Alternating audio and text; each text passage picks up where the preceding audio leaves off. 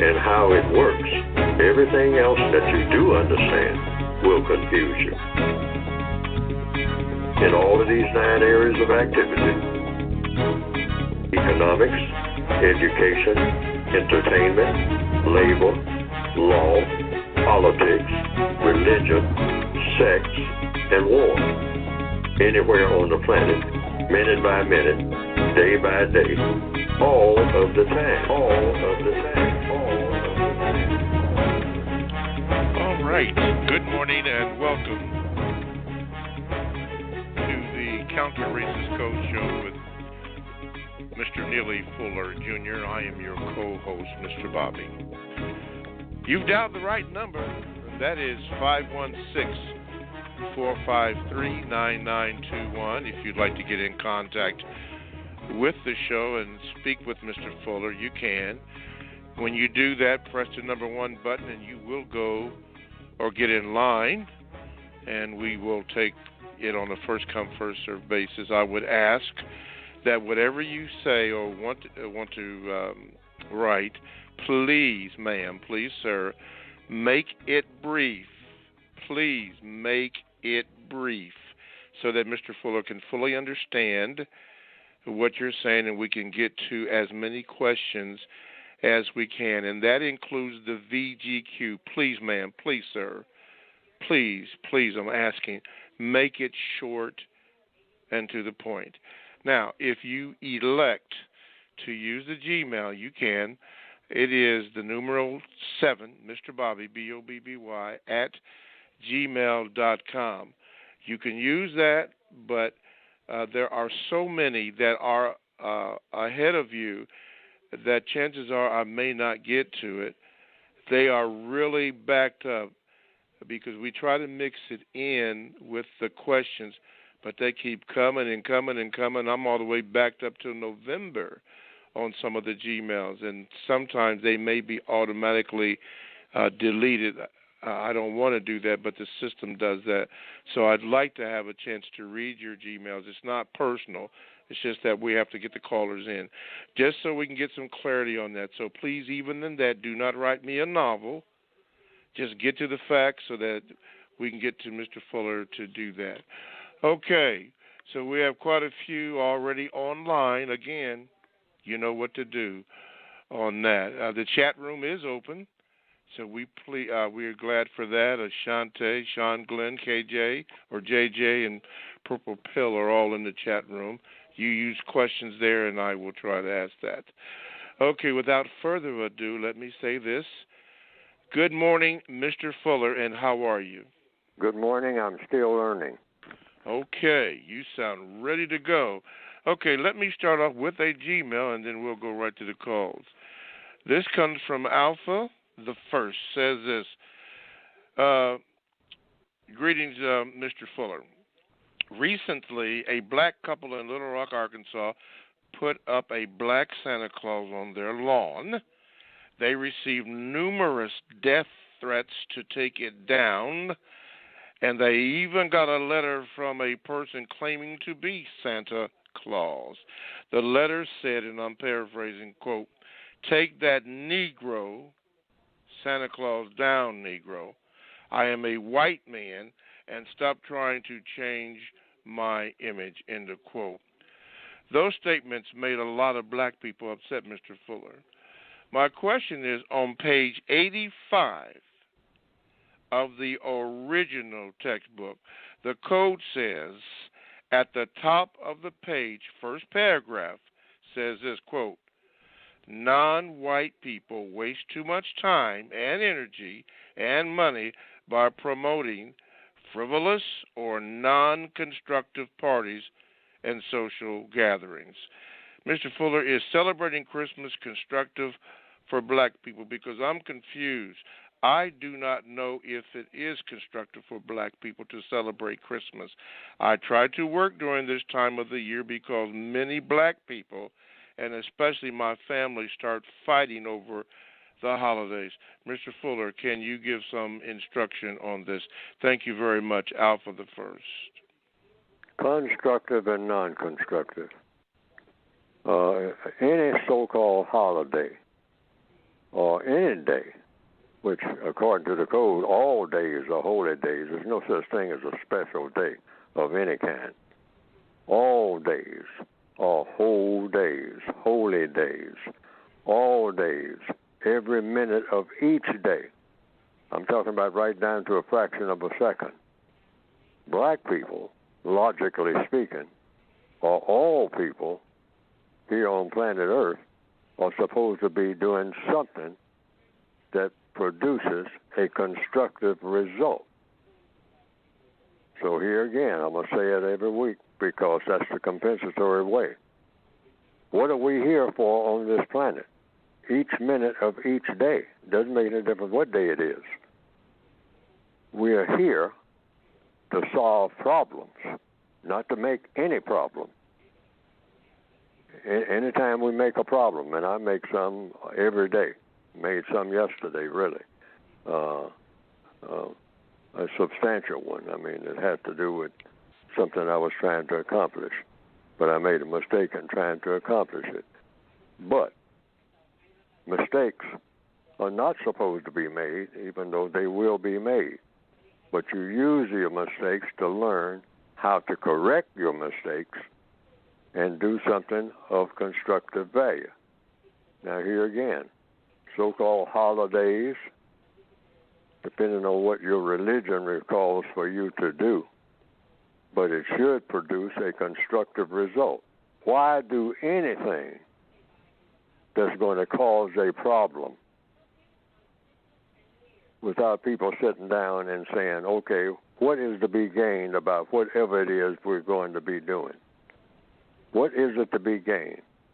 And what is it to be lost? Or is it just a waste of time, whatever it is?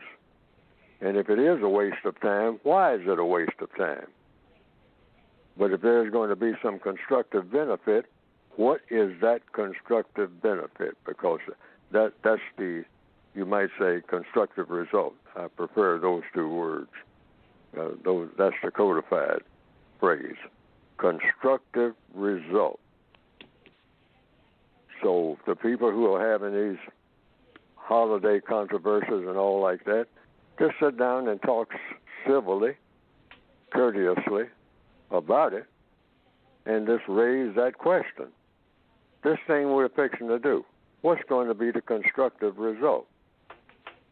Is anybody going to be put out about us having done it, or the money that was spent, if money was spent, and people having a controversy about it should have been spent on something else that was more important, or not spent at all?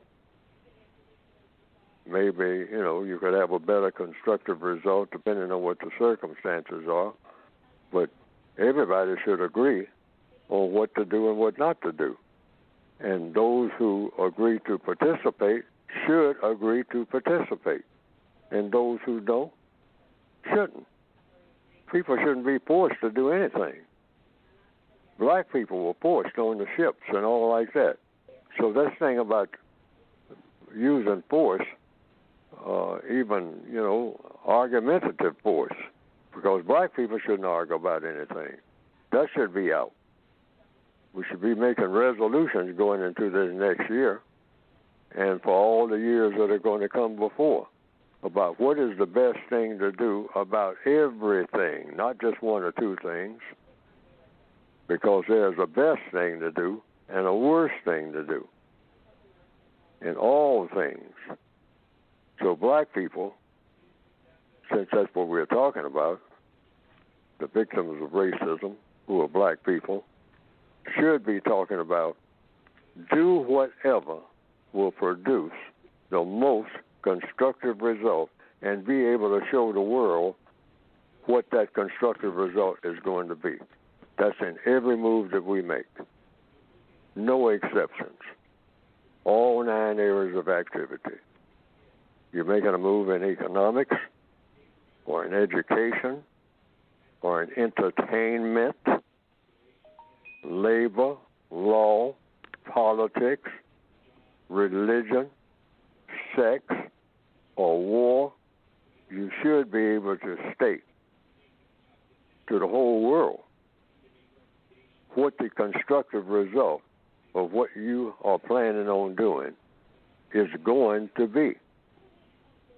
Constructive. Because people all over the world, even when they might grudgingly do so, they appreciate constructive results. When something very constructive came out of what was done, rather than just go through a ceremony, which is what a lot of things that black people do and people in general do. Just go through ceremonies, and the ceremonies wind up being non-constructive. Nobody's satisfied. Everybody's shouting at each other. Well, it never should have started in the first place if it's going to bring about that type of result, because that's not a constructive result. Name calling, people getting angry, nothing constructive about that, regardless of the cause. Find out what to do that produces the most constructive result in every move that you make before you make it. That's it. All right.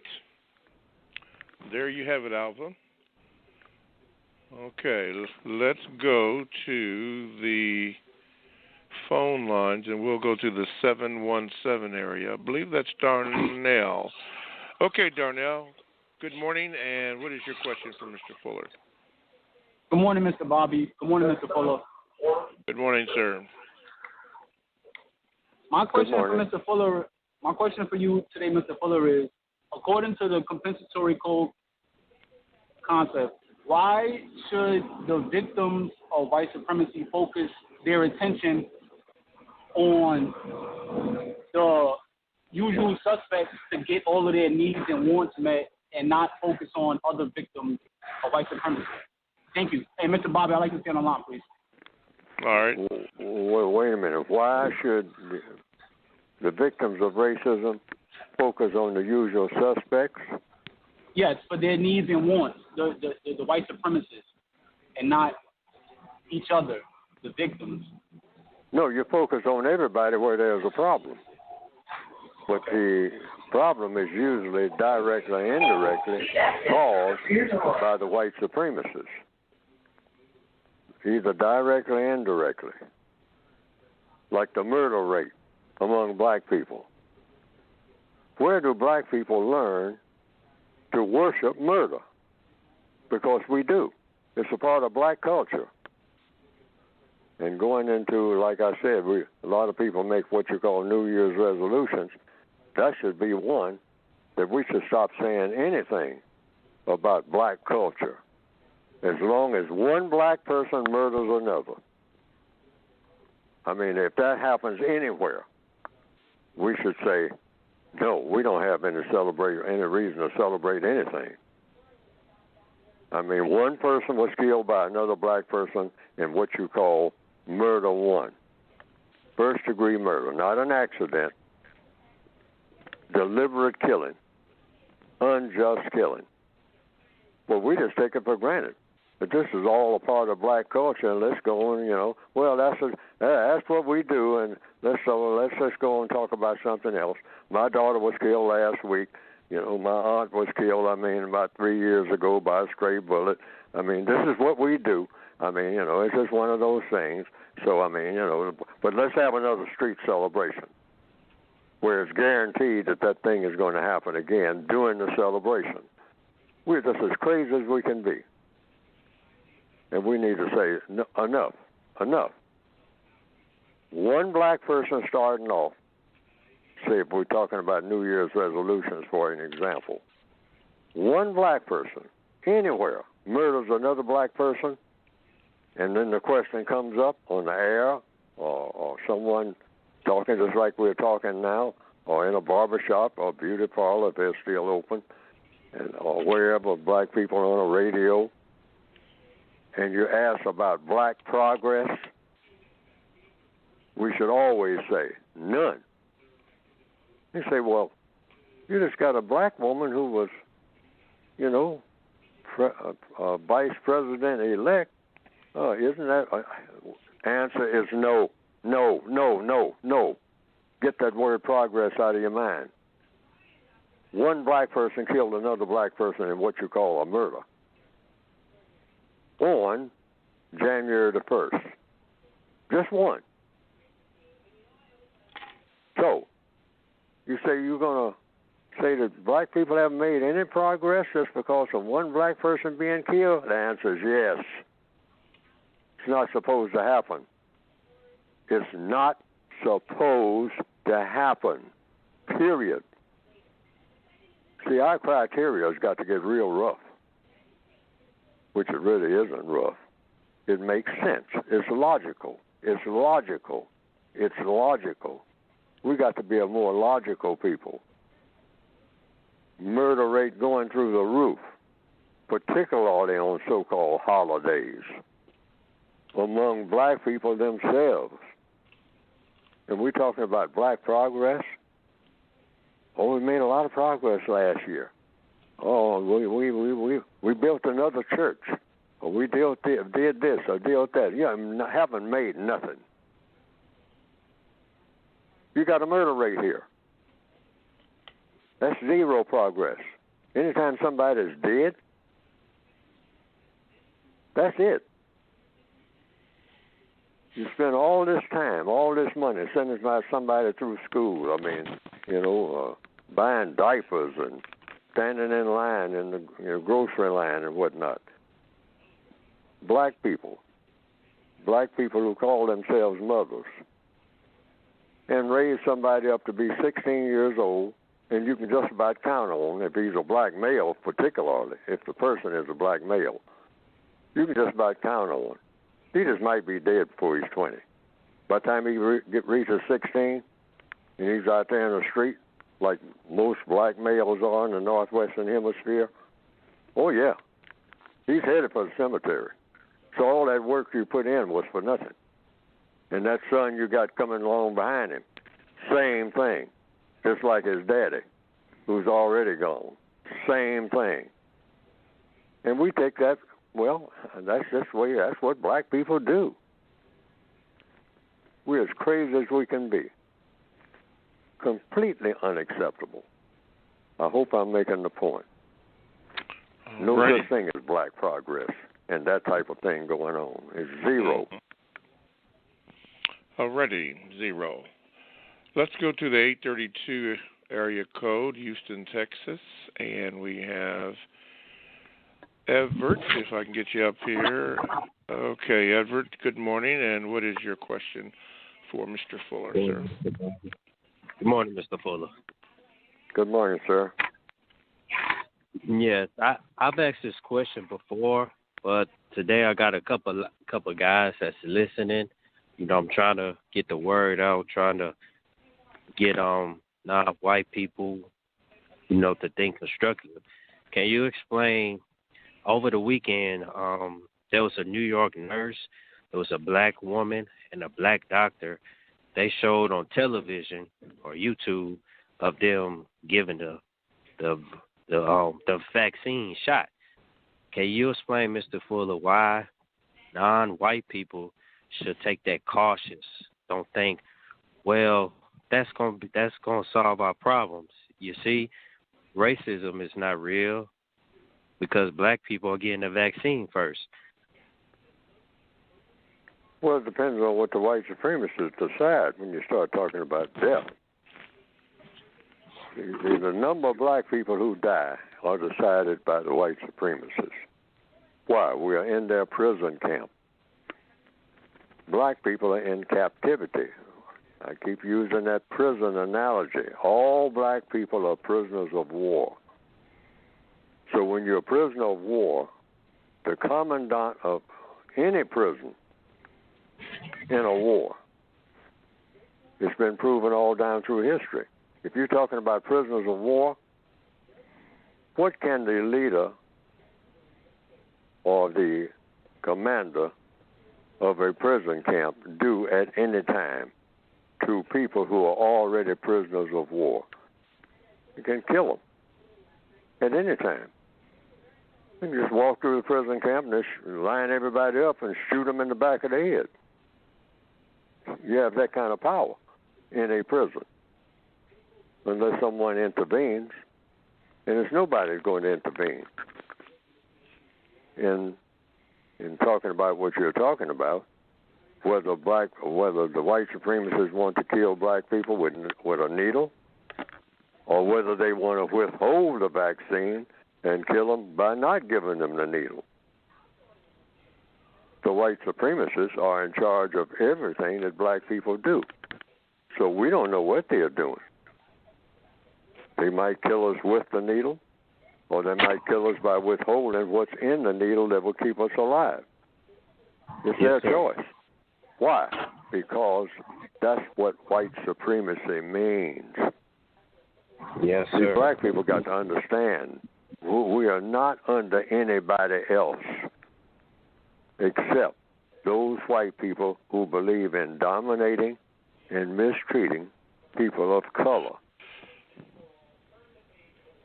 No black person is not walking around on this planet who is not subject to whatever the white supremacists decide. None that I know of, directly and indirectly. And if there are some, I want to know about it because I want to figure out how they did it. That's why we should take precaution and say, here they come, what are they up to next? But in this particular case, if a person has asked me, I don't know whether to take the shots or not. But I kind of err on the side of saying I'm going to take the shot because here's something else. They can be given, the white supremacists are so shrewd, they can be giving black people a different shot from what they're giving white people. And everybody's lined up getting shots. They're good enough to do that. They're smooth enough to do that. All right? So you're vulnerable anyway. Why? You're in their death camp. Prisoners of war. Any black person who looks at it otherwise, well, under VGQ, you can. You can say, well, lots of black people call in right on this show, periodically anyway, and say, no such thing as white supremacy. I do what I please. I go where I want to go, and I do what I want to go. Go where I want to go. Nobody stops me from doing nothing. I mean, I know how to maneuver. And so the people who say that, VGQ. And you can show other people how to do it. That's what the code says about that. And I'm one of them.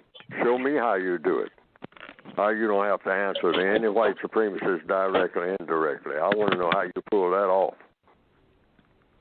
You don't have to spend their money. You don't have to do no business with them. You don't have to do this. You just go where you please, do whatever you want to, sit down where you want to, walk in anybody's space and whatnot, just sit right down, and you don't have to answer to no white person about nothing. I don't believe it. I've never seen it, but I've heard of it, but I've never seen it being proven. I'd like to see it because I want to do the same thing because it means I'm not subject to white supremacy. Yes, sir. All righty. Thank you, Everett. And again, thank you, sir. Thank you. Mm-hmm. You're welcome. All righty. From the chat room, Purple Pill said this.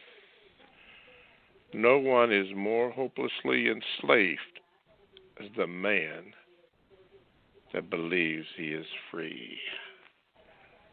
Let's go to the phone lines, the 201 area, and that will be Gregory from West Palm Beach. Gregory, you're on. How you guys doing this morning? Good morning, sir. Yes. My question for Mr. Fuller, it was along the same lines of the vaccine. I thought of Extermination Man, as you call him, Mr. Bobby, who calls in sometime, and I was curious to know if he thought this could be something that they want to do, and if Mr. Fuller himself will get vaccinated is my question. All righty, Mr. Fuller. Your question is?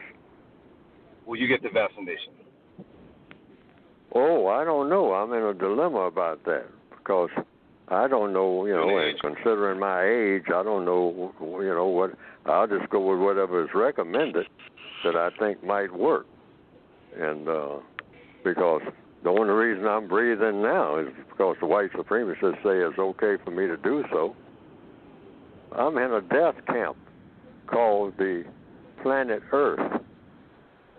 The white supremacists run all of my business. They saw to it that I was born. They could have killed me the day that I was born. Who's going to stop them? Black people don't even think about that. The day that you are born, if the white supremacists decide that you are not going to be born, you're not going to be born. They make that decision. Mr. Foley, so I even I'm thought still about here. that even if a lot of people died from this, that who would come a down? A lot of people would die, and if I take the vaccine, I might die. And if I don't take it, I might die. It depends on what the white supremacists have planned for my death. One thing black people have to understand, if the white supremacists want you dead, you're dead. You don't have any defense. I don't know of a black person who say, I know what I got a defense. I mean, they can plan on my death all they want to. It ain't going to happen until, somebody that I choose. I don't know of any black person who can say that and prove it. Mr. Fuller, don't you think it's a unique situation to where literally everybody in the world has to get this vaccination, and it just seems like they can dictate the fate of humanity with something like that? And given their history. Absolutely, and I believe that, and I could believe they could have done that not just now. They could have done that any time. They could still do it. That's what I mean by absolute power. Absolute power. When you're in a death camp, but the average black person says, I'm not in a prison camp. What is that fool talking about? I go where I please, do what I want to. Well, that's exactly what the white supremacists want black people to think. Oh, you're black, walking around on my planet, and you think that you do what you please? That's exactly the kind of mental state I want you in, because then I can manipulate you any which way I want to, because you think that you're in charge of yourself when I'm in charge of you even getting a meal tomorrow or today or anything else that you worship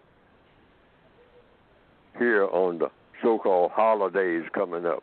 All that stuff you're going to buy, I provided for you, boy, girl. I provided. Otherwise, you ain't going to see it. None of it. So all the things that you think you get, including money that you worship, that money got my picture on it. All righty. Thank you, Gregory, and do not be a stranger to the program. Thank you so much, sir. Not hang me up, sir. I love you guys. Thank you. All righty. Okay. You are listening to the Counter Racist Code Show with Mr. Neely Fuller, Jr., and I am your co-host, Mr. Bobby. If you'd like to get in contact with the show, call this number, 516-453-9921, or you can Gmail me at the numero number 7, Mr. Bobby, B-O-B-B-Y, at gmail.com. Chat room is... it is open, and someone just asked, waste not, said that may I ask a question for Mr. Fuller here in the chat room, and will it be read over the air? If I can get to it, but you have to understand that the callers come first, but if I get a chance to, I will read it, and occasionally I do make reference to the people in the chat room. Alrighty. Let's go right here to the Gmails. This comes from Dalmini. Says this, Mr. Fuller, the code tells us not to believe a non-white person who vouches for a white person. What does the code have to say about instances when black people accuse white people of racism without evidence? Is the black person dutifully bound to believe a fellow black person who accuses a white person of racism? Thank you. Well, here again, if I understand the question,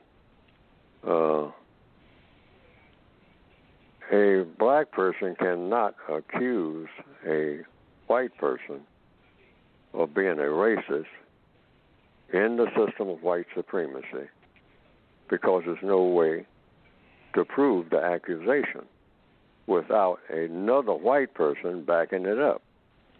Now, any black person that wants to try that will find that out, either directly or indirectly. And the white person who backs them up may be dead, but it might be some words on paper written by a white person or printed by a black person who was authorized to do so by a white person. That's what white supremacy means. So, if you go into court and you say, well, I got a document here that was signed, and it was a black judge that made the signature and made the law, but that black judge had to be chosen by the white supremacists. Otherwise, who listens to a black judge that the white supremacists didn't authorize to be a judge? Nobody. Not even other black people. That's what white supremacy means. So whenever you accuse a white person of doing anything, George Floyd, you accuse a white person of killing him. You got to go, if you're going to charge racism, you got to get a white person to agree with your charge. Otherwise, that all falls apart. Because black people cannot prove the existence of racism in the system of white supremacy without a white person saying, I agree, and then rubber stamp it. It's only when that white person steps forward and says, I agree with what this black person says. Racism does exist in this school. Now it's valid. But if all the black people in the world say that racism exists in this town or this particular thing was a racial incident, it doesn't mean anything at all until a white person says, I agree. Now it means something. That's understanding what white supremacy is. It's awesome. The most powerful political and religious concept and practice ever produced in the minds of people here in 2020 up to this point. Nothing is greater here on this planet. Alrighty. Okay, go ahead. Question from the chat room. This is from Waste Not. Says, my question would be, if a racist man wants to replace the black female vagina with the white male anus, why is his attack on the object of his desire, that is black males, and not the bane of his sexual existence, which is the black woman? Oh, because the black female, this is why black females are all over the place and the most progressive among black people in getting anything done, if you can say anything about progress, which it really isn't. But to the extent that we're doing anything at all, it's the black female. You see black females everywhere and doing all the things. The vaccinations in the hospitals and whatnot. The black males just out here either doing one thing, for the most part, heading toward being in the lockup for being super thug, which he brags about.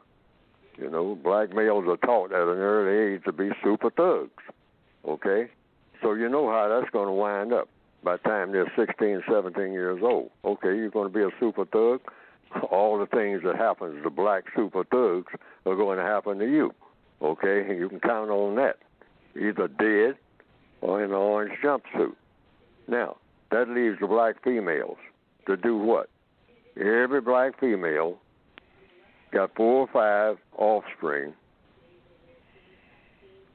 and you don't hear anything about daddy. Now, that's most prevalent in the northwestern hemisphere more than any place on the planet, I think. And maybe in the southern hemisphere, in what we call so-called Brazil. Okay, the black female doing the shopping, 2 jobs, changing buses and whatnot, talking about her sons that he can't control, she can't control, and the daughter who's having babies, and and it's just wild all over the place. But you don't hear nothing about it. They go on television. You don't see no male standing there. It's unique. In fact, it seems like he's out of place. A black male standing next to a black female and say, we are together. We are operating together. Well, whatever comes up, if you got a problem, whatnot, don't talk to her. Talk to me. I'm the man. I'm the guy to see. Where do you see that? That is a rare. I mean, that's almost non-existent. It's the black female getting a picture taken at graduation time with her 2 daughters and that one son that happened not to be in jail. Those other 3 are either dead or in jail. This is the picture. You say, well, where's the daddy? Oh, he was killed when he was 32 years old in a robbery that he was committing. The law enforcement people killed him, all right? Robbing other black people. Got caught in the act. He's been dead a long time ago. That's the picture.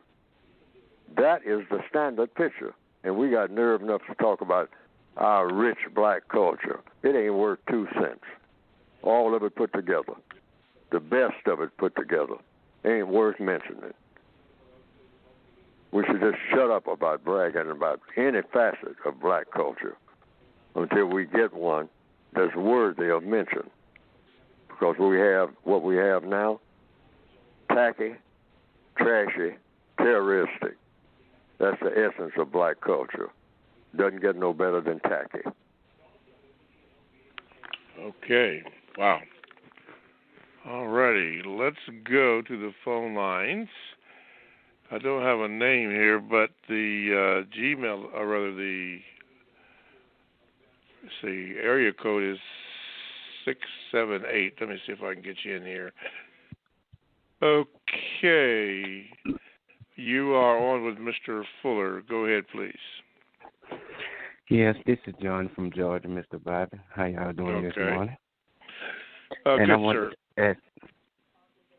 to ask Mr. Fuller, when he was in the process of doing this book, did any of his family members or friends disagree with him, if so, did it tarnish their relationship? Oh, that's why I called the United Independent Compensatory Code. No, because here again, it's the individual. See, my ideas are my ideas. I don't force them on anybody. So-called family, there's no such thing as a black family. It's just a care unit. It's just people who are thrown into cells together in a prison camp. So that's not a family. No such thing as a family in a prison camp. You're just prisoners of war. You're all equal. Once you become a prisoner of war, you're equal. So there's no such thing as the head of the household when it comes to a black person. When it comes to what you call black households, who are the heads? Racist man and racist woman. We cease to be families or so-called communities when white supremacy became white supremacy. We cease to be any of that. There's no such thing as a black community anywhere on the planet. Doesn't exist. Just a bunch of black people milling around in the prison yard. And what is the prison yard? The entire planet. If you're black, you're in a prison yard. You're just wandering around. And the white supremacists allow you to wander around because they can squash you anytime they want to. We have to understand that. Otherwise, we don't understand our entire existence. And that's why we're always frustrated. And in answer to the question, no, I don't have any conflicts about what I've written because the code does not allow it. VGQ, that's what that's for. That's a part of the code. Everybody has their own opinion and can keep it. You're on your own in finding out what you're going to do about your prisoner status. I'm not in charge of anybody. Why? Because the racist man and racist woman are in charge of me. That makes them in charge of whatever I'm supposed to be in charge of. So I have what you call a wife or a child. They can't get nothing from me. I don't produce nothing. Anything that they get it from the same place I get it. Racist man and racist woman. I don't know of any exceptions to that. Mm-hmm. Okay. There you have it. There you have it. Thank you, Mr. Bobby. You're welcome, sir, and do not be a stranger. Okay, Mr. Fuller, this is the time that we set aside for you to speak about your book, The Floor is Yours. Yes, you can get the book by going to producejustice.com. Producejustice.com. And what will come up on the screen is a brief description of the basic 2016 revised expanded edition of the 1984 edition. You'll also see the 1984 edition. For some reason, some people want that, but everything, for the most part, that is in the 2016 revised expanded edition is covered in that revised expanded edition that's in the 1984 edition.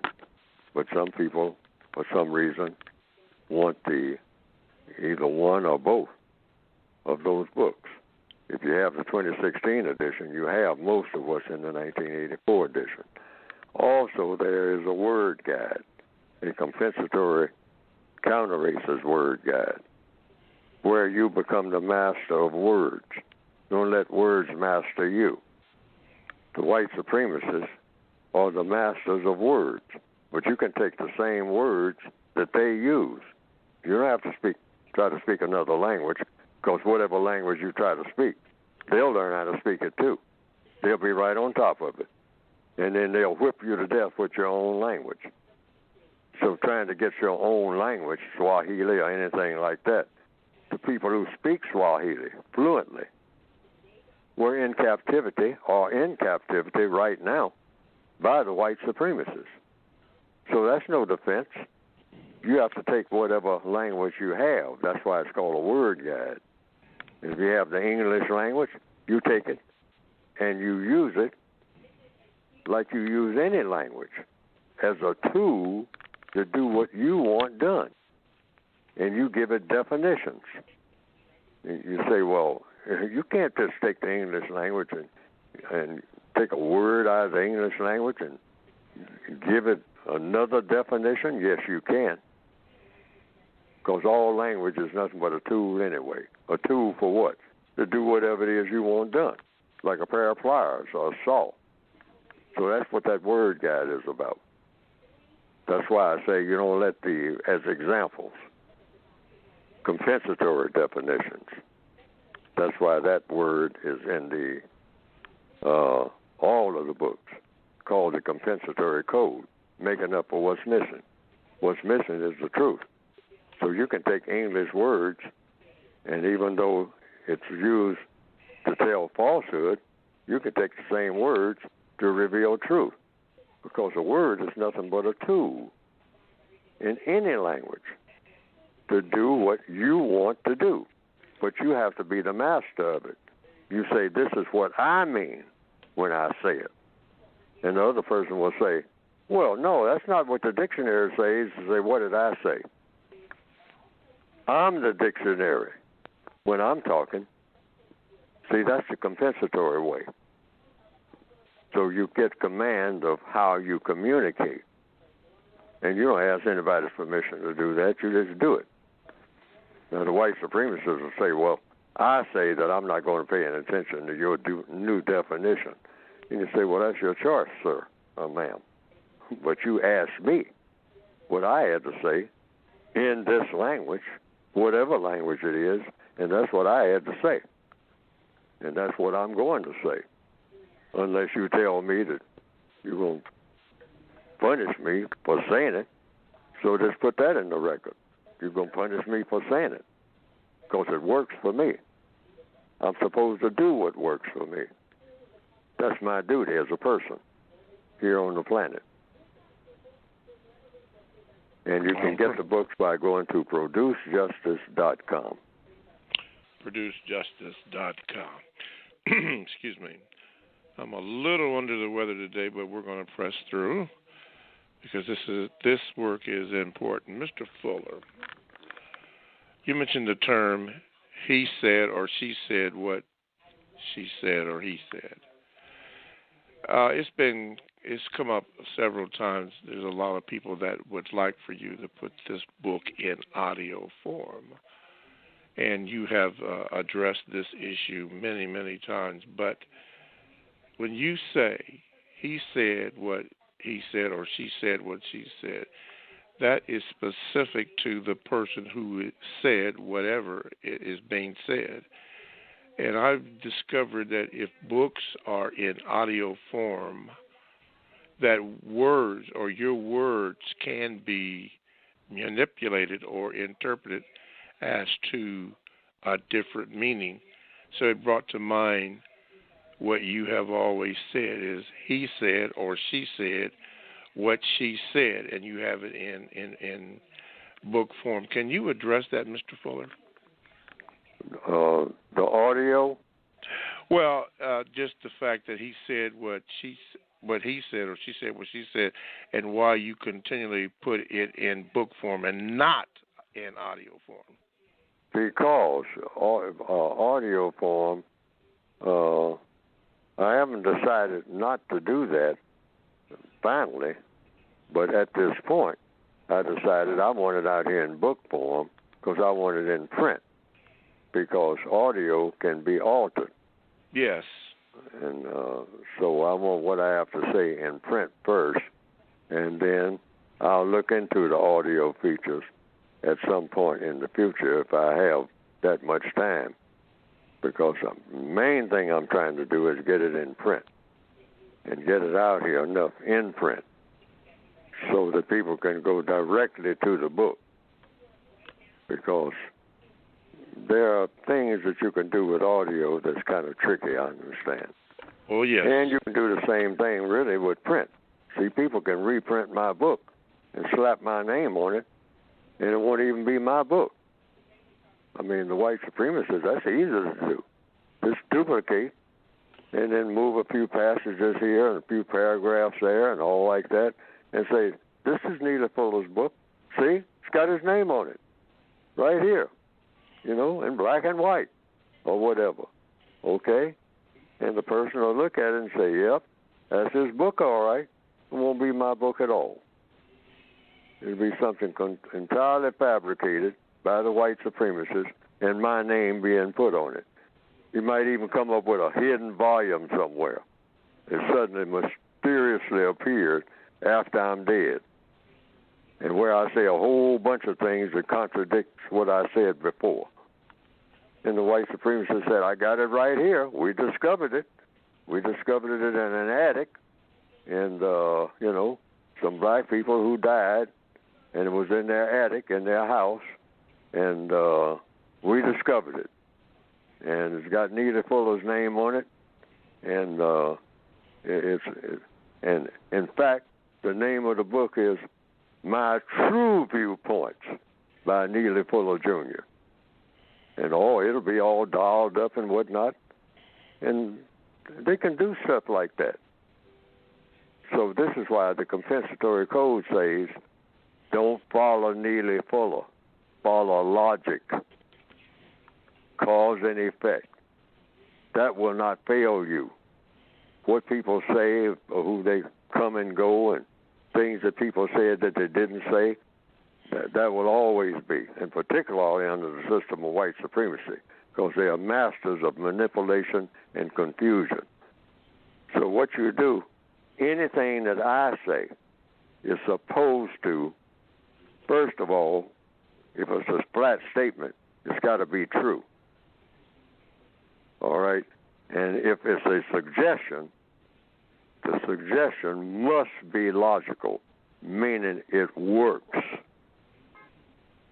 based on logical principles, the principles that came with the universe. Because ultimately, that's what everybody has to do that gets anything done anyway, regardless of what anybody says and what their so-called credentials are or are not. That's just the nature of the universe. Follow the principles that came with the universe. And you can't go in. There's no way to, it's going to be constructive or non-constructive. That's the law of the universe, regardless of what anybody says, including Neely Fuller.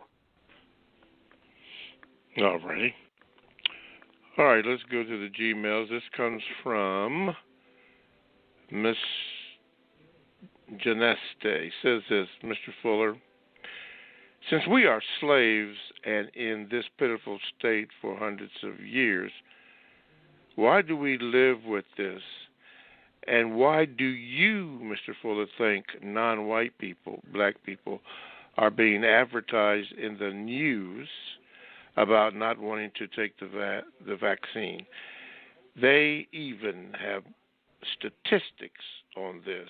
However, in the news for months, white people have been protesting against the vaccine. They do not provide the statistics or even state that these people do not want it. Thank you for answering my questions. Well, here again, early in the program, I mentioned, talked about the vaccine. So I'll just repeat what I said before, and that is, it's no way to know. It's no way to know. If the white supremacists decide that they're going to give us a choice between doing one thing or another, and they are the masters of whatever they do being detrimental to non-white people, it means you can go either way. In other words, you can take your poison with Kool-Aid, or you can take it straight. And they'll give you a choice. But it's going to be poison. And if you're going to go that route, you don't have any defense against it. And you say, well, I'm not going to take it at all. And they'll say, oh, then the disease will take over. Okay? Because we don't necessarily know how to invent a disease. We don't know how to create one, but we know how to invent them and steer them. See, because nothing is created except by the creator. Now, the white supremacists understand that. But once something is here, they know how to manipulate it. Why? Because they're in charge of everything. So they'll just say, okay, if you don't want to take the vaccine, you don't have to. If you're suspicious, if you think that, I'm trying to kill you with that vaccine or mess up your mind with it, like I did with drugs and all that, you don't have to take it. I'm not going to force you. But 2 weeks later, you got the disease, because I know how to see to it that wherever you happen to be, that's where the disease is going to be. I mean, that's easy. I know how to, send a truck right through your neighborhood. You don't even see the disease coming, the person driving the truck. It's not affecting them because they all masked up and all like that. It just drive through where you are. And the disease, we say we're cleaning the streets, and we're spreading the disease with that vehicle that we're sending through there. Next thing you know, everybody where you are got it. And we'll claim that you spread it because you didn't take the vaccine. How about that with your super Negro brain? You don't know how powerful we are. And we want to keep it that way. You thinking that we are not in charge of every move you make. The vaccine, don't take the vaccine, argue about it among yourselves, fall out about it. But if I want you to die, you're dead. And if I want you to breathe, you'll breathe. That's the white supremacists. And they're not playing about that. So it's just a guessing game. I'm guessing right now whether to take the vaccine or not. But if I take it and they want to use it to kill me, I'm dead. That's all. And if I don't take it and they want me to catch it, I'm dead. Either way, I'm dead. They're in charge of that. Why? I'm in their death camp. That's why. They are masters of death. They know about how to make death and more about it than anybody. All righty. Okay, we are coming up on the end of the first hour, and I see I have Mr. Young here. I also have Ray from Dallas that's coming up, and Joshua and others. So let me do this. Let me close out the first hour and bring this in. You have been listening to the first hour of the Counter Racist Code Show with Mr. Neely Fuller. Mr. Fuller and myself, Mr. Bobby, we thank you for your listenership. We thank you for your calls. Keep them coming. If you have to go this first hour, again, thank you, and hopefully we'll see you next week. For those that are still on for the second hour, hang on. I'm going to do a 5-second break, and then we will commence with the second hour. Again, you've been listening to the Counter Racist Code Show with Mr. Neely Fuller Jr. Thank you. Hold on for 5 seconds.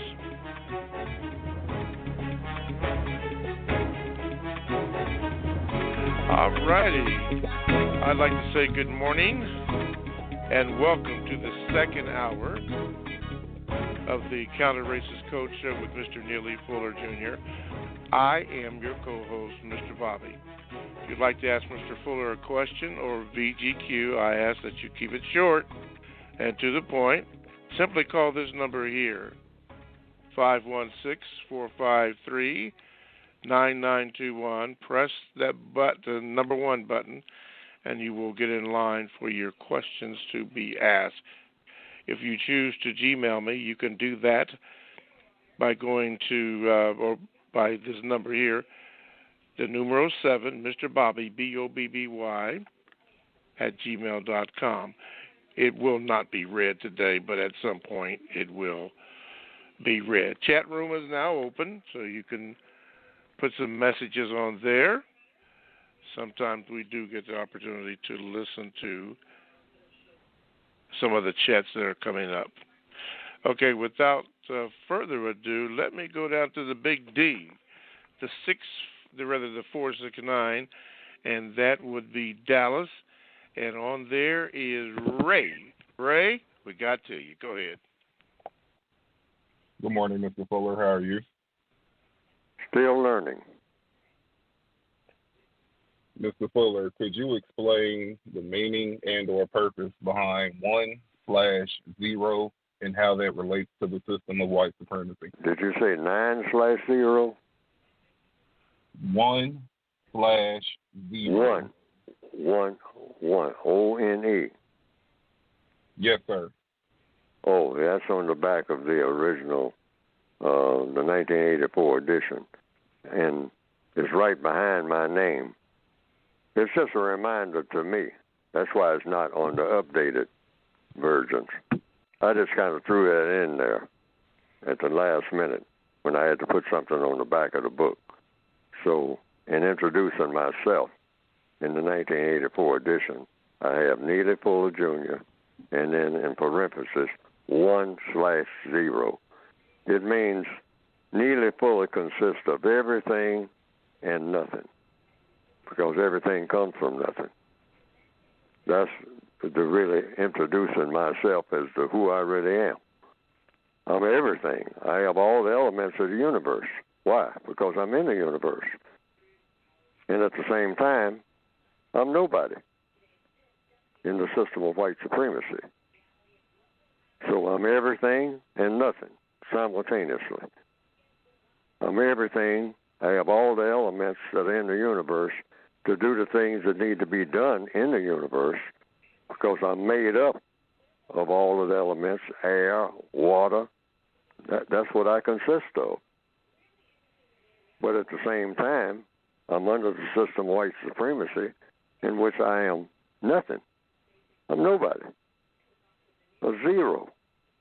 So that's a reminder to myself of who I really am each and every minute of each and every day. And because people were asking me down through the years, what did that mean? And I'd have to explain it. So I said, well, I won't put it in the following updated version of the basic textbook or on the back of the word guide. I just won't put it in there at all. Why? Because it's unnecessary. Another thing, it just draws attention to me when I'm not the focus of what I'm talking about. So that's the answer to the question. All righty. Thank you, Ray from Dallas. Do not be a stranger. Now I'm trying to get Jai. We go. Let's go to the 202 area, and that would, let me get you up here because I'm having a little problem here. There we go. Let's go to the 202, and that's Joshua, which is pronounced Joshua in this concept. Let's go. Joshua, you are on. Thank you, sir. Good morning, Mr. Bobby. Good morning, Mr. Good morning, sir. I was watching a television program recently where there were white persons on the television stating that they didn't even know that certain famous actors and actresses that, you know, appeared to me to be white, to be Jewish. Doesn't that support the statement that you said many times that, you know, white supremacy is most important, and, you know, what is a Jew? Because if you know, white people who may or may not be white supremacists, they can't even tell if a person is Jewish or not. Shouldn't we, as people who are trying to be constructive against racism, not, you know, try to figure out who's Jewish and not Jewish and just, you know, stick to, you know, the white supremacy? Well, for one thing, according to the code, Judaism is a religion. And being a Jew means you're associated with the religion of Judaism. Just like being a Christianity is a religion, and if a person says that he or she is a Christian, that's associated with the religion of Christianity. Same way with Hinduism. I mean, so who best to explain what a Hindu is other than a Hindu? So the code says when it comes to anything, when anybody mentions any religion, there's three things you want to know according to the code, and try to stick with it, because if you move outside that box, you're going to most likely have a religious argument, which no person should participate in a religious argument except, and that shouldn't even be an argument, it should be a conversation, the religion of white supremacy. That should be the focus. And you don't say it with any other context. You don't associate white supremacy with Christianity or with Judaism or with Hinduism or with Islam. It's no association whatsoever. In fact, you can't be a Christian and be a white supremacist. That's a contradiction. Why? Because a white supremacist is a complete religion. You can't be a Jew and be a white supremacist. You can't be a Hindu or a Muslim or a Buddhist or a Confucianist and be a white supremacist. If you're a white supremacist, your religion is white supremacy. So that's what the code focuses on, just that one. You don't get into any type of other so-called religious arguments. And the way you avoid these arguments is you just ask 3 questions. Stay in the question lane. If a person says that they have a religion, you ask that person, what is the name, sir, ma'am, of your religion? Because most religions have names. And don't argue about the answers. Just listen for the answer to the question according to the person you're talking to. So the first question is, out of the 3, what is the name of your religion? And the person will or will not tell you. Number 2, what does your religion require you to do? In all 9 areas of activity, because most religions have requirements.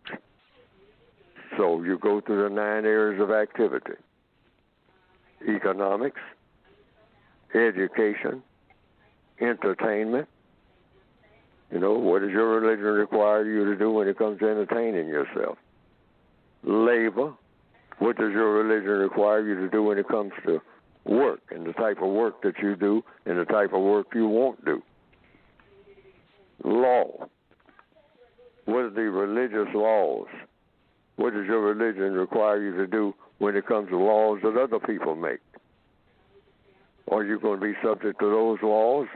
Which ones are you going to cooperate with? Which ones you're not? According to your religion. Law. Politics.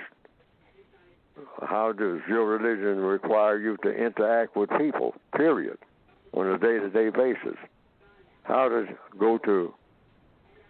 your religion require you to do when it comes to other people's religions? Does it require you to be hostile toward them, friendly toward them, shun them, or get away from them, or get with them, or what? And last but not least, or rather the next one, next to the last, sex. What does your religion require you to do when it comes to sex? Do you have any religious laws when it comes to sex? What are those laws? And then you go to war, which is the last one. What does your religion require you to do when it comes to people making war, people killing each other? Does your religion allow you to kill people, or allow people to be killed, or participate in killing? Or, under what circumstances, if any? Limited amount of killing, or unlimited amount of killing, and kill whom? For what? You ask these questions and have the person explain to you what the requirements are. Then you go to the third one. What does your religion require you to do when you interact with me in all of those areas of activity that we just talked about? And then once you get that information, you act according to whatever the code says you should act. But stay in the question lane. Don't argue with people about their religion, or about yours for that matter. Don't get into that. And if anybody asks you what about Hindus, first thing you want to know is, wait a minute, am I a Hindu? If I ain't no Hindu, I ain't going to answer you nothing. I'm not going to tell you nothing about Hindus if I ain't a Hindu. Why? Because I ain't a Hindu. Go and ask the person who is a Hindu about Hinduism. The person asks me about, or say anything to me about Jews, I'll say, wait a minute. I'm not going to talk to you at all about Jews. You go and talk to a Jew.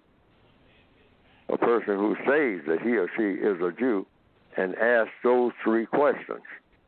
Don't talk to me about Jews, and I ain't a Jew. That's what the code requires. Same with Christianity. You want to know about Christianity? Don't talk to me if I ain't no Christian. Talk to a person who is a Christian, or a Muslim, or a Buddhist, etc.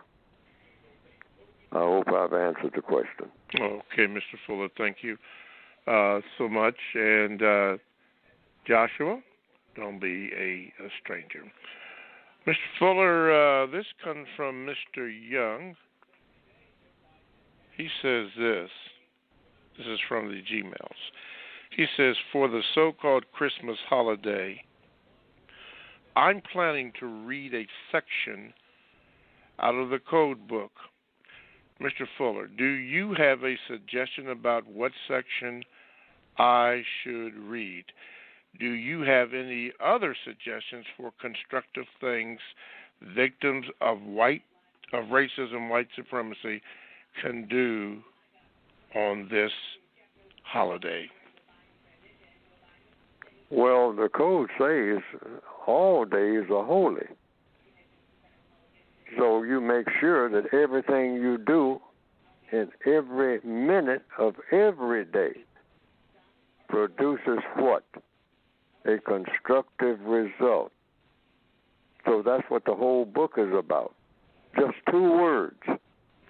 Constructive results. Never anything that produces non-constructive results. That's it. There's nothing that works outside of those parameters in compensatory, counter-racist, codified ideology.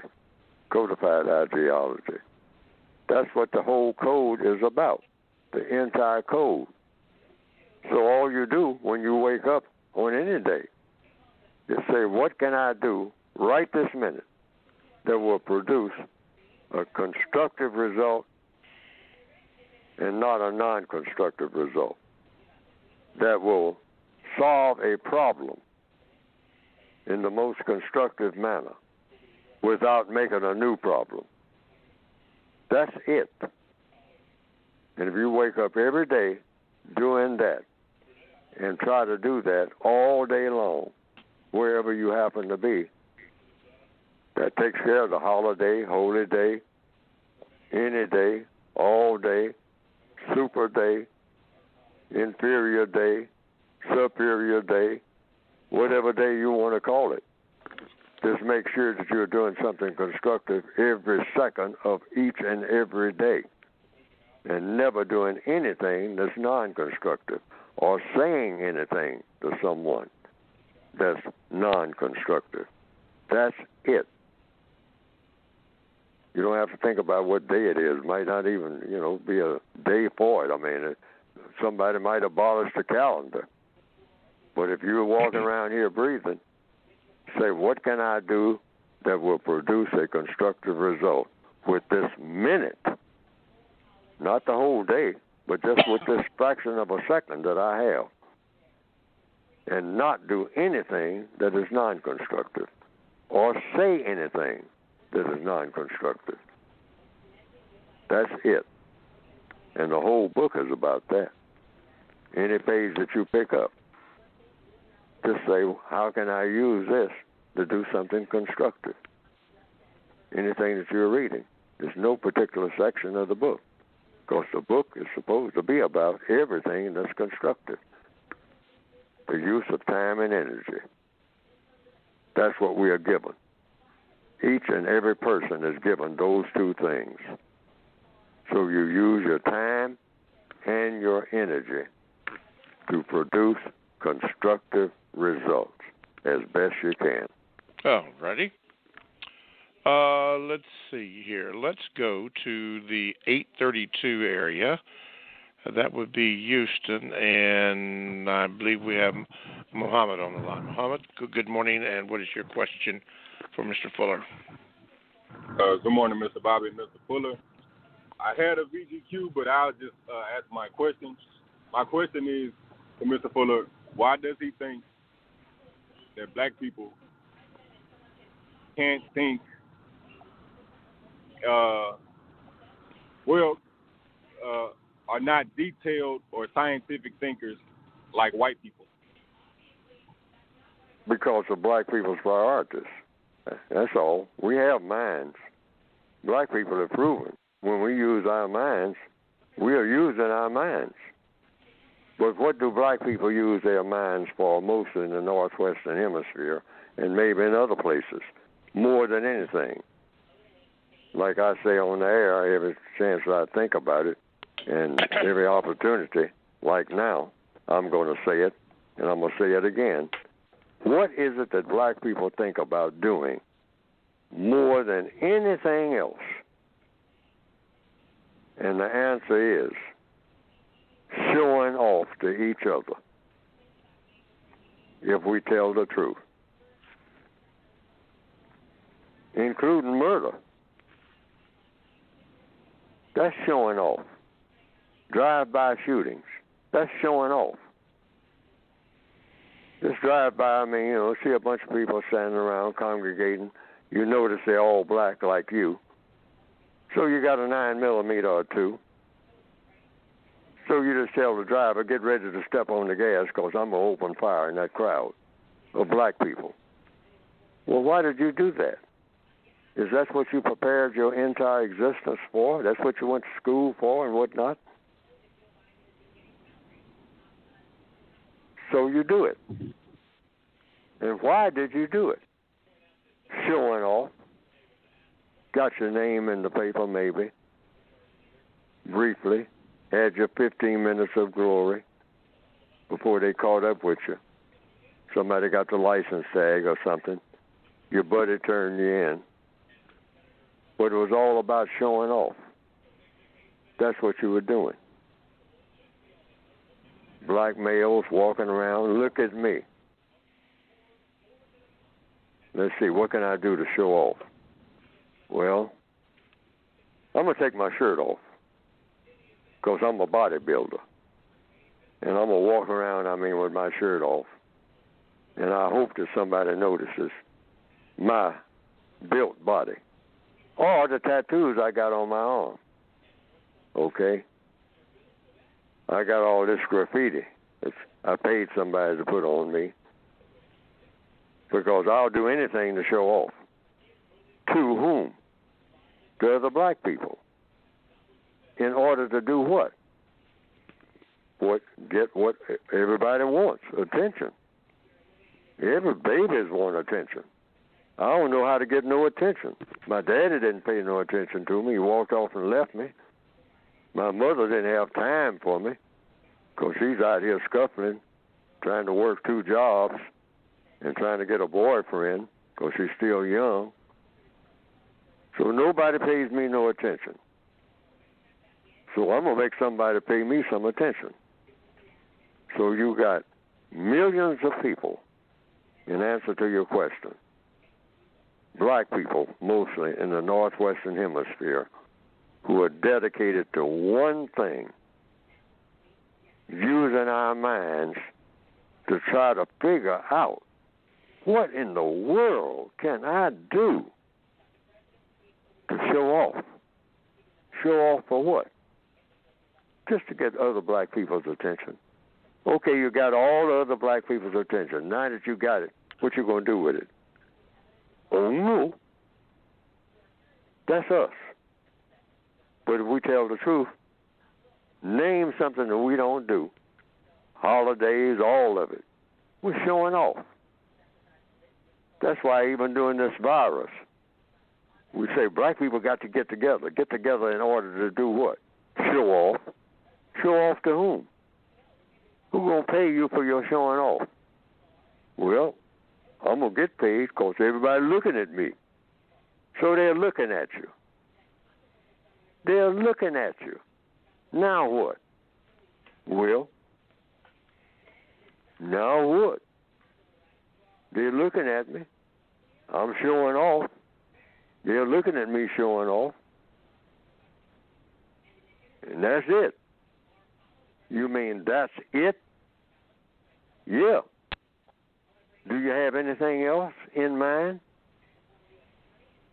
Well, you put it that way, no. In other words, you went to school and everything else, dropped out, went and got a job and whatnot, and all you look forward to doing is getting among a whole bunch of other black people and try to get their attention. Is that what you're saying, sir? Yeah. I mean, what else is it to do? In answer to your question, observe and see that what I said is not true, including your own behavior. Black people have been trained by the white supremacists to have no further ambition to try to do something to impress other black people by doing what? Anything that will get attention, no matter what it is, usually something stupid. Okay. Thank you, Brother Muhammad from Houston, and don't be a stranger. For those of you who have just joined our conversation, you are listening to the Counter Racist Code Show with Mr. Neely Fuller Jr. I am your co-host, Mr. Bobby. To get in contact with the show, just simply call 516-453-9921. And if you want to listen, you can do that. But if you have a question that you would like to ask, just simply press the number 1 button and you will get in line. Now, if you choose to Gmail me, you can at the numeral 7, Mr. Bobby, BOBBY, @gmail.com. It will not be read today, but it will go in rotation. Hopefully I will get a chance to get to it before it is automatically deleted. I don't do the deleting myself. But it's contingent on the calls that come in, and the calls are first, so we will try to get to it as soon as we can. Okay, thank you, Brother Suave, for listening out in L.A. Let's do this, Mr. Fuller. You actually, I believe you just got here we go. You just answered it, but I'll ask it again. This comes from Miss Anonymous. She says this, Mr. Fuller, on the topic of bragging, why do black people always brag about taking a number 2 in the toilet to other black people? I find it strange that Hollywood always use a black comedian, for example, John Witherspoon, to brag about something like this. However, Mr. Fuller, why black people think a person of non-color doesn't take a number 2 in the toilet? And when did you start to notice black people starting to talk like this? Thank you. Well, tacky, trashy, terroristic. This is supposed to be the essence of black culture, and we brag about it. See, black people just look at what black people do, because that's what culture is, whatever you're doing at the moment you're doing it.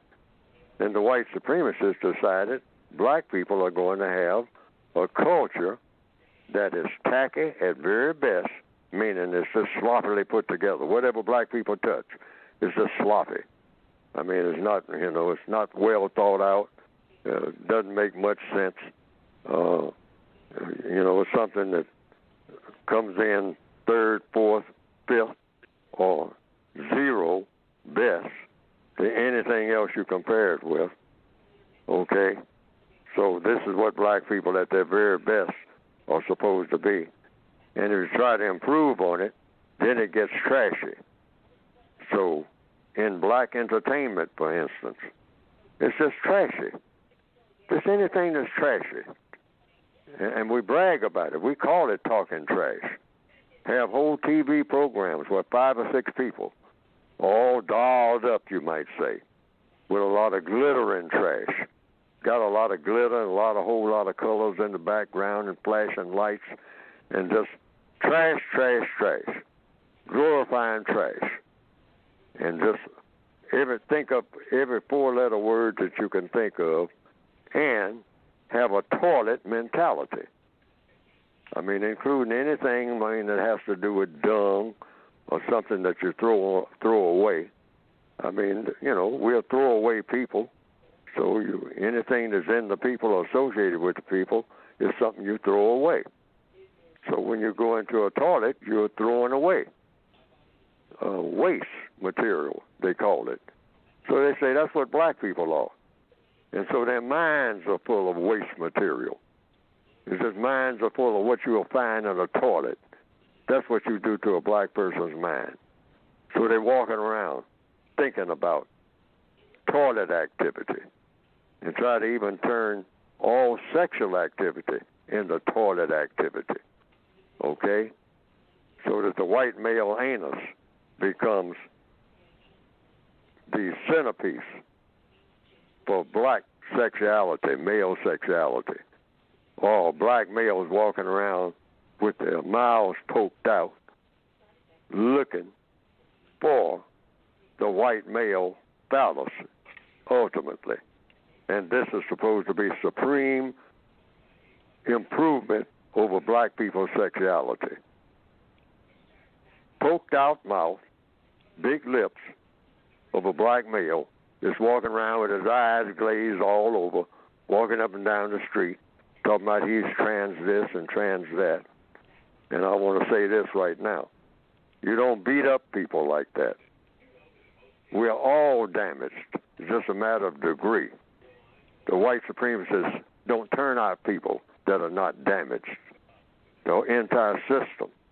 But they are ramping up every type of damage you can name when it comes to sexuality among non-white people all over the world. They are dumping money on it like you wouldn't believe.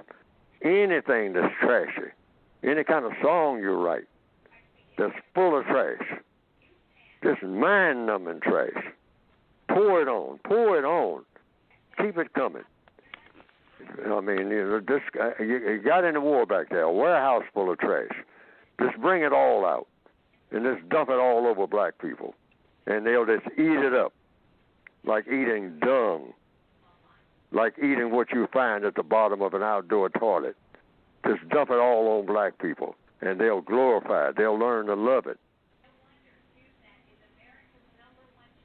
I hope that answers the question. Okay. That's what they're doing. The white supremacists are doing it. And we're standing right there cheering it on because we don't understand white supremacy. All righty. Let's do this here. You are listening to the Counter Racist Code Show with Mr. Neely Fuller Jr. And to get in contact with the show, just simply dial 516-453-9921. Press the number 1 button, and you will get in line for Mr. Fuller to address your questions. Now, if you'd like to write me, you can at the numeral 7, Mr. Bobby, BOBBY, @gmail.com. More than likely, your question will not be answered, but it will be answered at some point in time, maybe on another program, and I will give you the date and the time as when your question comes up. Okay, I think there was something else I was supposed to say, but can't remember it. Anyway, that's what you do if you want to get in contact with the show. Thank you for those who have just joined the program. By the way, all this information that Mr. Fuller gives out can be obtained by going to producejustice.com, including, but not limited to, Mr. Fuller when he is on other shows, in particular the Carl Nelson show on WOL out of Washington, D.C. I think it's 1450 on your radio dial. Now, Mr. Fuller has stated that he doesn't know when he will be on the show unless they tell him, and then he puts it on the website at producejustice.com. You can get all the information about that and any other information that they have on the website. Just check it out periodically to see what's going on. That's at producejustice.com. As a matter of fact, he will be addressing his book in about 12 minutes on producejustice.com, and you'll get all that information. In the meantime, I don't know if anybody is having any problems. Barbara Jones, I do have permission to use her name, is mentioning that there may be some problems there. My technical people haven't said anything, and neither have my callers or the listening audience has said anything. Mr. Fuller hasn't said anything. I can hear him very clearly, and I can hear the callers very clearly. So I don't know if that is the case. I don't know if that is the case. However, let's do this before we go to this question here. She wanted to know, Mr. Fuller. Let's see here. I wanted to ask Mr. Fuller, does he have a doctorate, and does he consider what happened to us as to why we act this way? Has he ever read Dr. Joy DeGray's 20-year research? Just asking. This is from Barbara Jones. Mr. Fuller, would you care to address that concern? No, I don't have a doctorate. I'm just an author of a book. Like I say on the back of the book, I'm just a victim of white supremacy. That is my title. I don't have any other title that's superior to that. Neely Fuller Jr., victim of white supremacy. I am more of that than I am anything else. I've always been that more than anything else, and I will die that because I'm getting pretty close to the grave now on account of my age category. I will die as a victim of white supremacy. I've spent my entire existence. That's my title. That's the only title that really counts. Any other title I've ever had, car driver or a passenger on a bus or whatever title you might have, dishwasher, waiter, soldier, air person. Oh, I've had, like most people, you got titles, even if they're just job titles.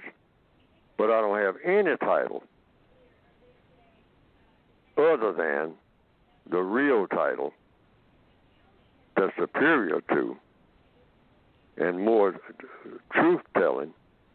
I don't have any title greater than victim of white supremacy. That's all I have ever been that really counts. And that's what I am now. And I've written a book about being a victim and what to do about it and what not to do. Mm-hmm. Called The Textbook for Victims of White Supremacy, of which I am just that. That's my title. When you start talking about Neely Fuller's title, how does he identify himself? Victim of white supremacy. Well, what about other things? The other things don't count. Once you're a victim of white supremacy, I don't care what you got, doctor or whatever. I mean, the white supremacists don't care. They got a title for you. Usually it's the N word. Yeah. That's your title. Mm-hmm. Okay. All righty. Thank you, Barbara, for your question. You got that one in there, and hopefully that addresses your concern. Okay, let's go back to the phone lines, and let's go way out to the West Coast in the 714 area. I believe that's Ollie. Ollie, you are now on with Mr. Fuller. What is your question? Peace and grand rising, kings. Peace and grand rising. Mr. Bobby, Mr. Fuller, thank you for having me on. I'm going to be purchasing both editions or all editions of the code book. My question, Mr. Fuller, is what does the code say in regards to our relation with mixed breed people? constructive results. See, whatever you do with anybody, white, non-white, any kind of category, male, female, whatever, old people, young people, people ask me sometimes often, what do you tell young people? I say you tell young people the same thing you tell old people. You tell them the truth, but you tell them in such a way that they understand what you're saying. That's all. Just tell them the truth and make recommendations based on the truth that will produce what? The most constructive result. Doesn't have anything to do with what age the person is. It doesn't have anything to do with what category they're in, of any kind of category. It's always constructive result. That's all you think about. This thing that I'm fixing to do, this thing that I'm fixing to recommend that you do, sir or ma'am, is it going to produce a constructive result or a non-constructive result? It's going to be one or the other, because there ain't no such thing as in between. According to what? According to the logic of the universe, which is what all codification is about. Not about Neely Fuller. Hello, go ahead. Yes, sir. To take it a step forward, thank you for that answer, sir. And this is my last question. I'll take this offline, sir, Mr. Bobby. To be specific, what about mating? Mating? Yes, sir. With mating? Those that might be half non-white. What would the code say in regards to that? Oh, they're still non-white. See, it ain't no such thing as half white. You're either white or you're not. See, that's the white supremacists. You know, that's one of their categories. See, the textbook says it's three categories of people when it comes to what you call race. You've got white people, non-white people, and white supremacists.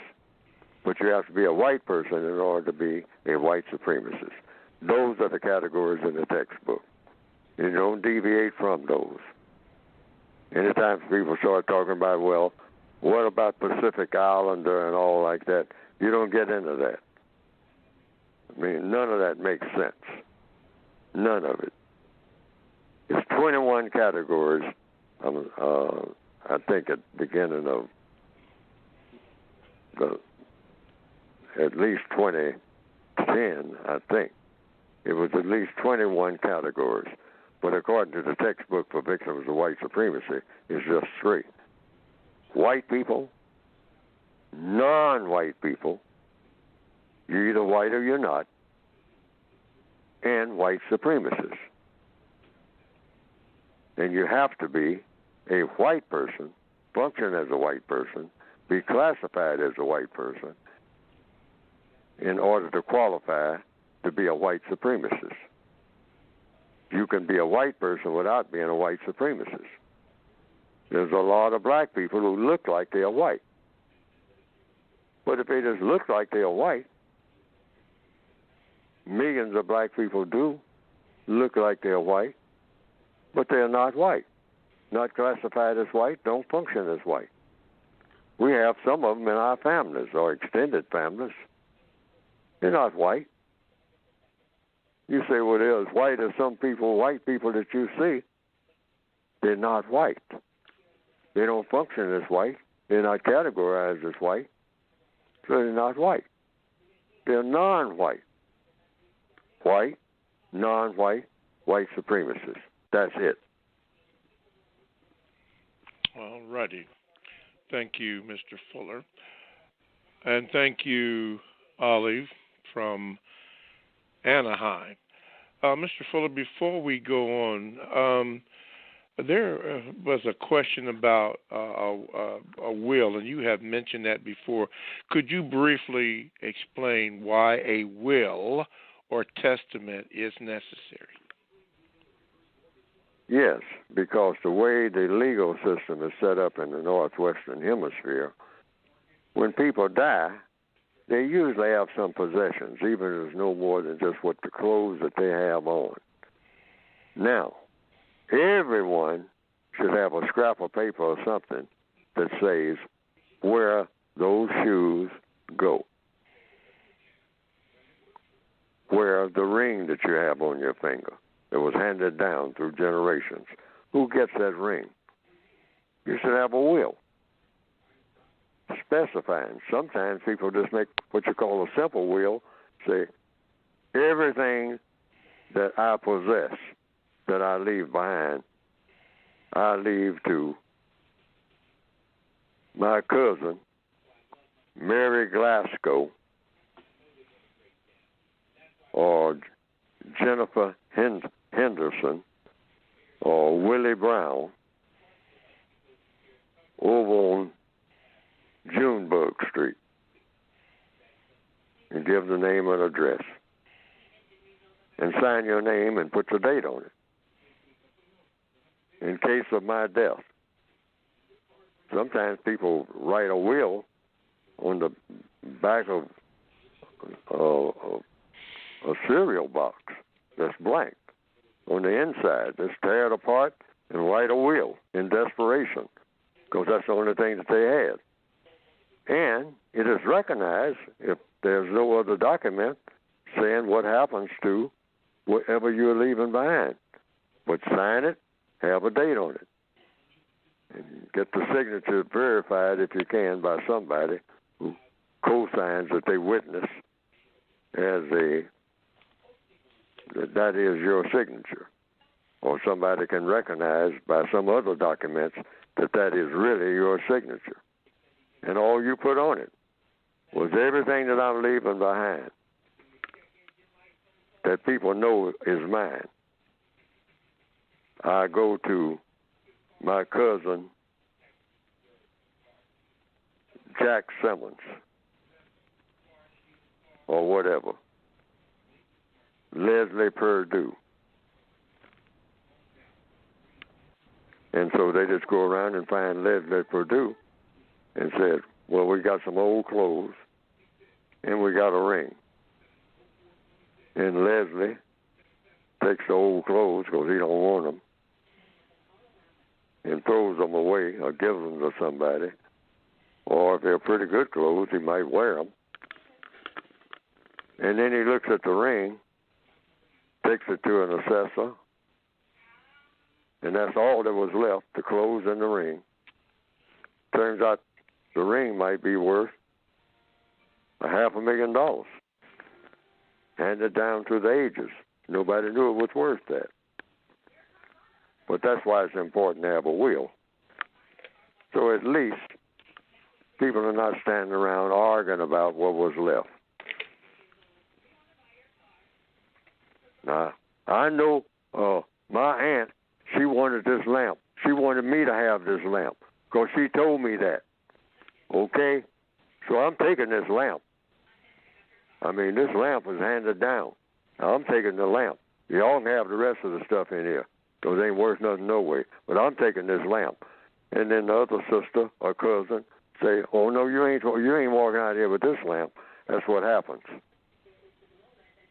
That's what happens among white people and black people.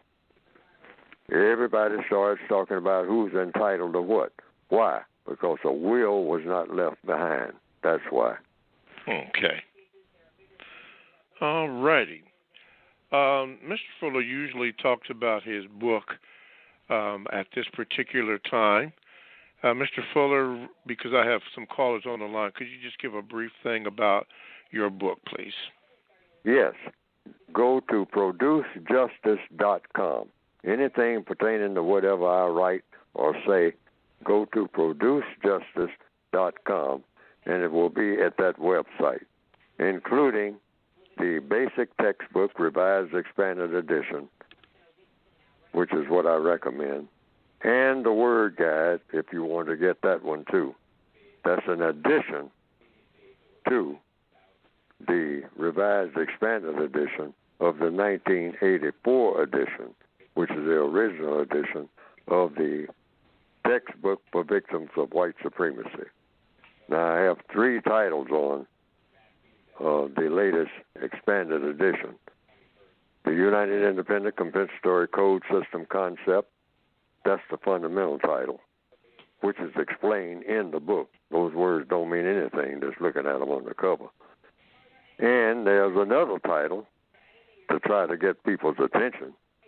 And that's why I put it in the center of the Revised Expanded Edition, a compensatory counter-racist code. Meaning what?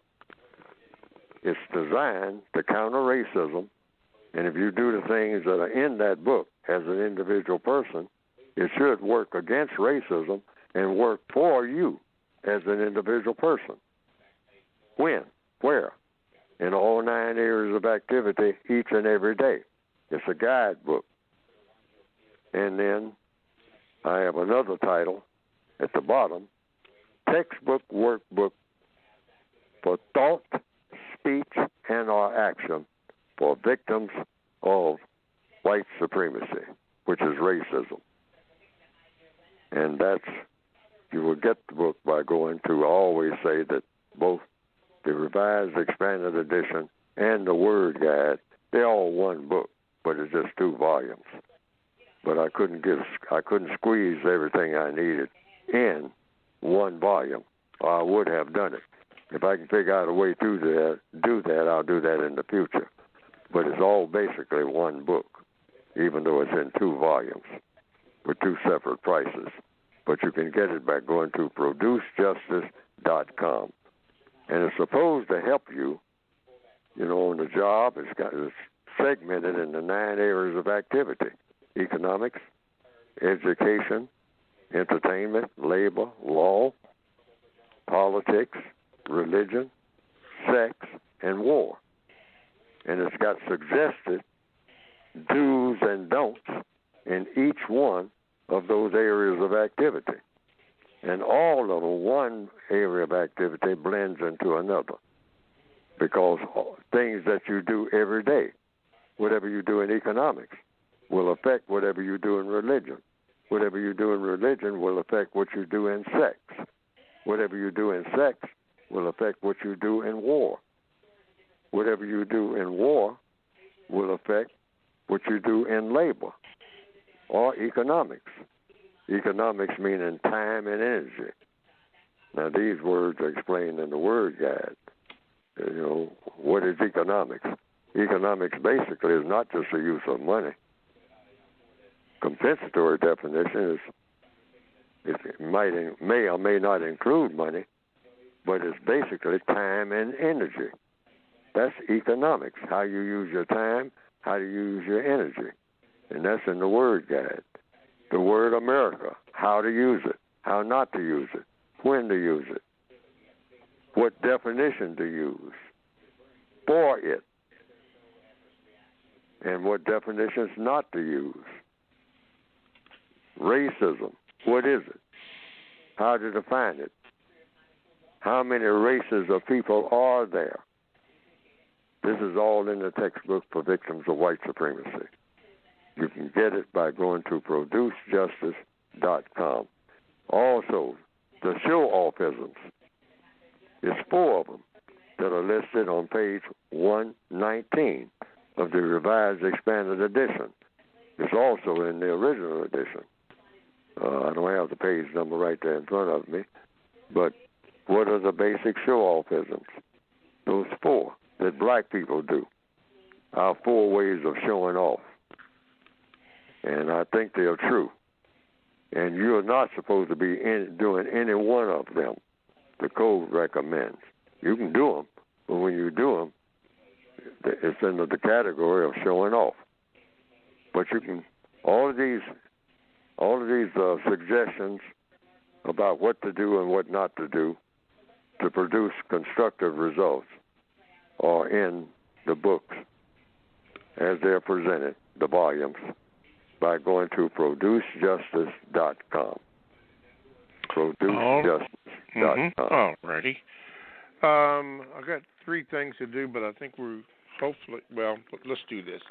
Let's go to Dwayne in the 336, which is Winston-Salem, North Carolina. Go ahead, Dwayne.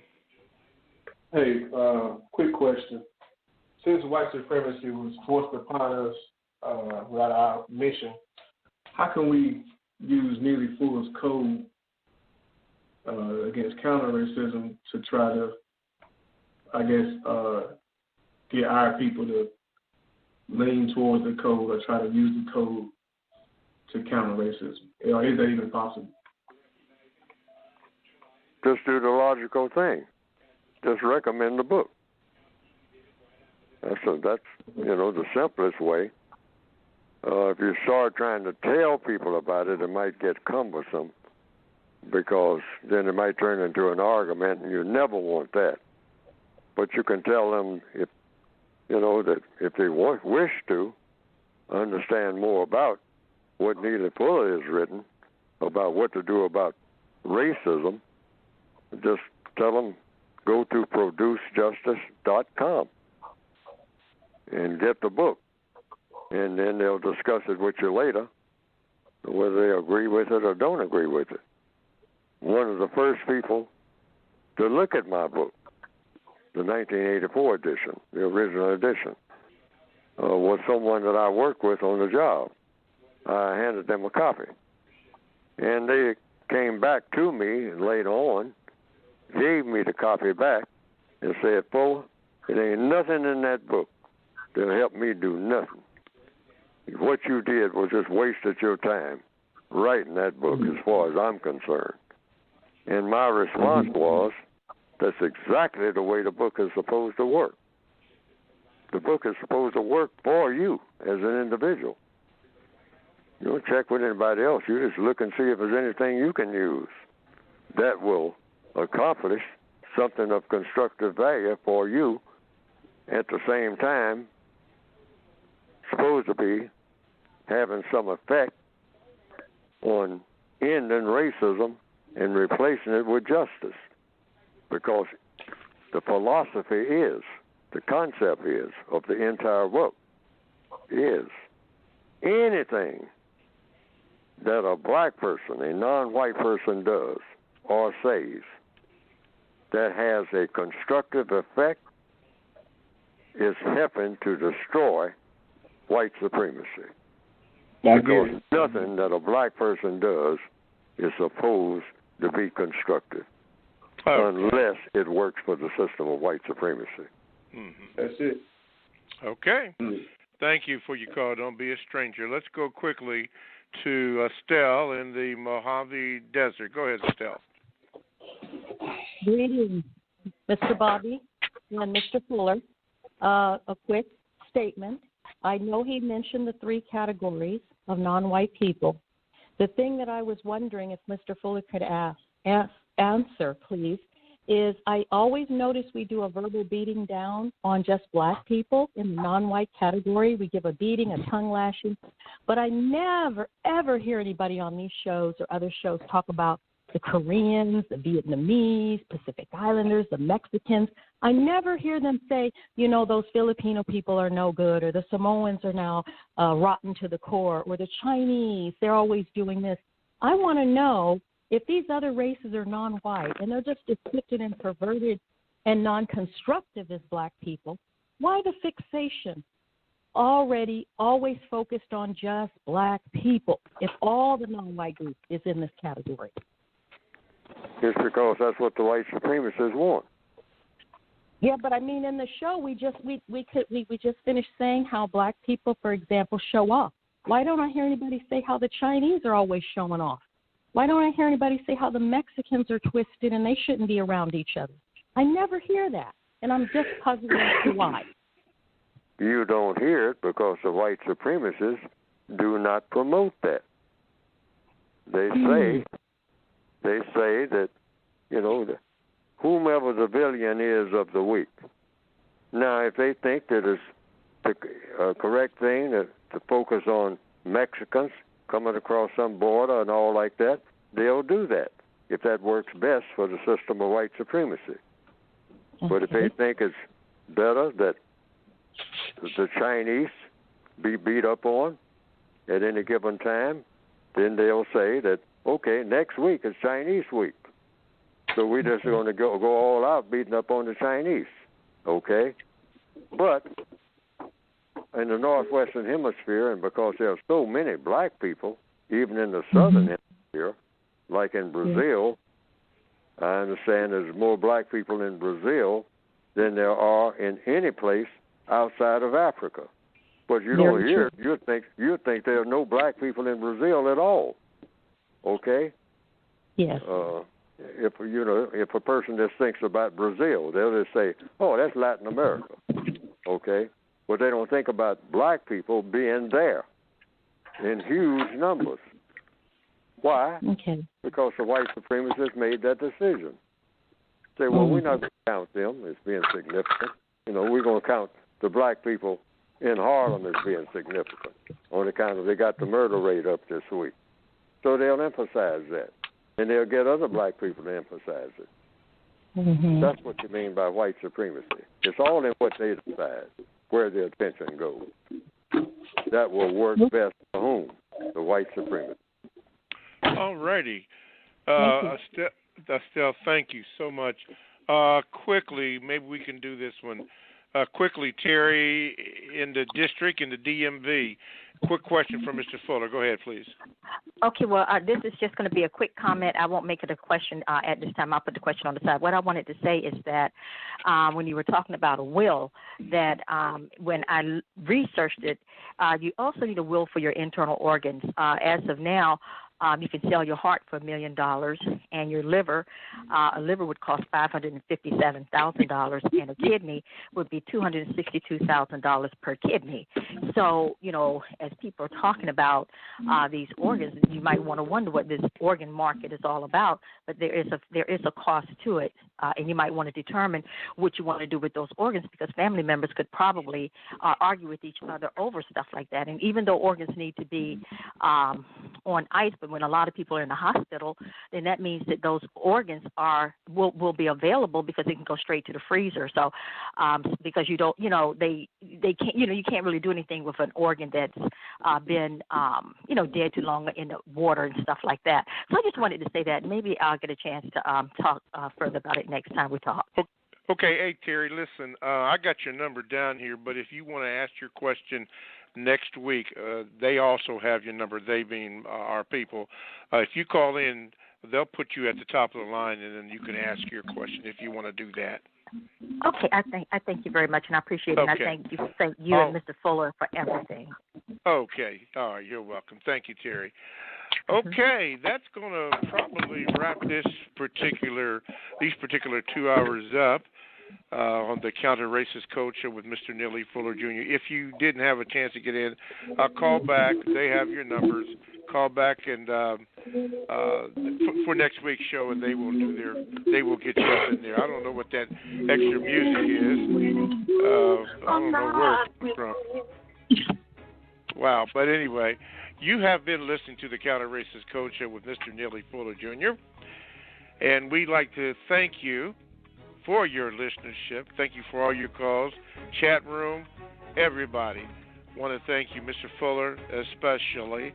We want to thank you, and hopefully we'll do better next week. Before we go, Mr. Fuller, is there one word or a couple of words you would like to say before we end it?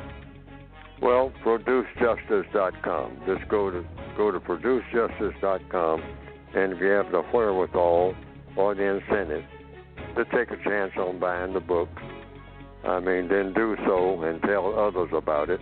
The website, producejustice.com, and we go from there to try to solve the problems. Okay. Thank you, Mr. Fuller. Thank you, callers, and we'll try to do better next week. Right. All righty.